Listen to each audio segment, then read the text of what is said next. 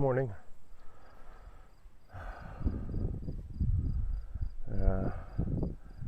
Standing here by Benedict's Pond, and just take a little walk. I'm out here doing some sort of flood preparation and transplantation preparation, and the sun is feeling pretty good here beside the fire pit in the Toria the Golden Nice. I thought we'd just do a short little tour and see some of the work we've been doing and the down trees. And this is the grieving tree with passing some ironweed here, approaching the cedar. A little windy, I'm not entirely sure how well you'll be able to hear. There's the tractor and the harrow. We're not too far here from one of the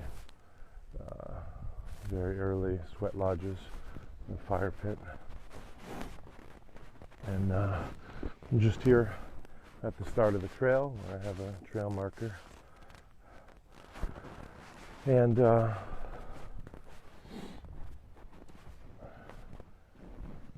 once we're on a trail, you kind of see the path here. It's very easy to get drawn out of the place that you're in. And you look ahead, which you could say you need to do. You need to look ahead, see where you're going for safety, for curiosity. You can see some beaver work here around this willow. The understanding is that the beavers, when they have some soreness, they go for the willow. Here's a sapling that was taken down. Actually, not even a sapling, it's just a smaller tree. I'm guessing the beaver came up this path that I had cut. And they're starting in on these birches. And so anyway, your mind goes ahead, of where you are. And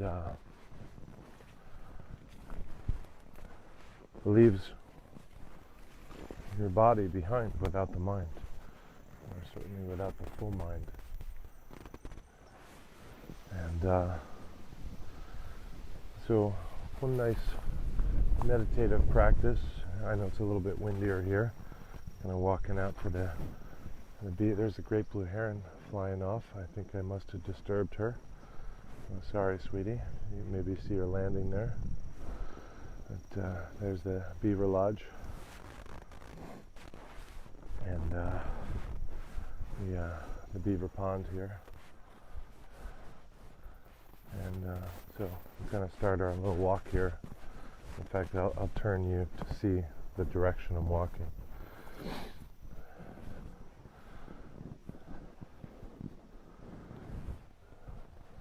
So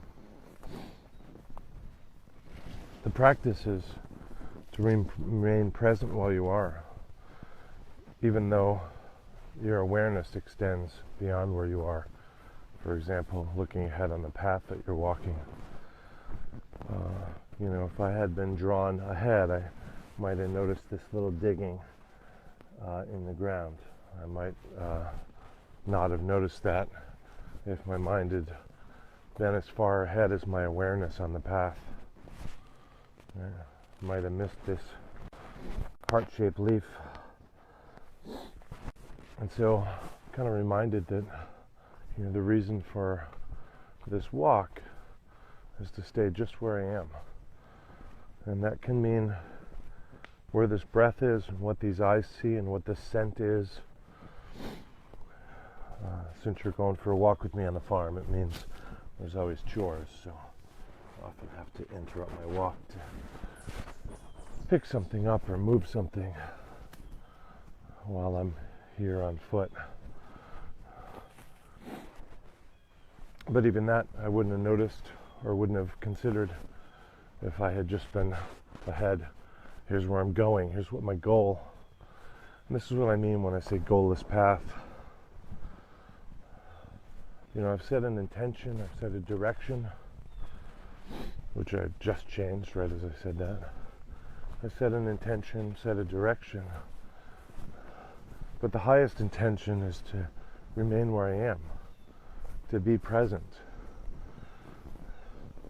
to experience what's here, to notice what there is to notice.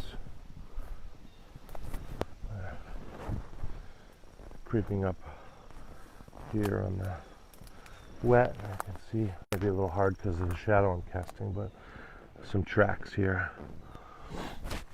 And another view out at the beaver fen.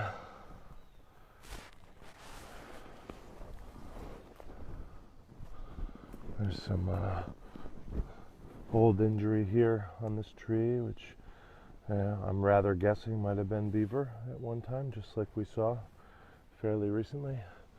This oak. There's a little game trail here that runs along. I often kind of see this trail used in the early evening. So, coming back toward the path. So, the meditation is to stay exactly where I am, even though the where I am continually changes, you know, with every step.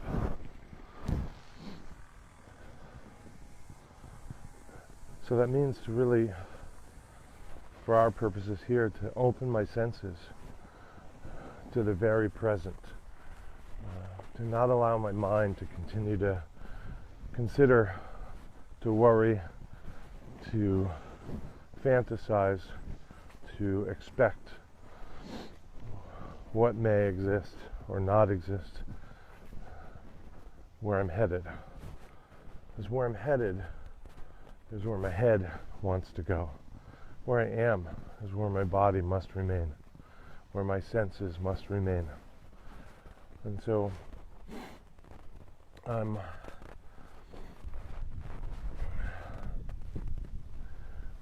speaking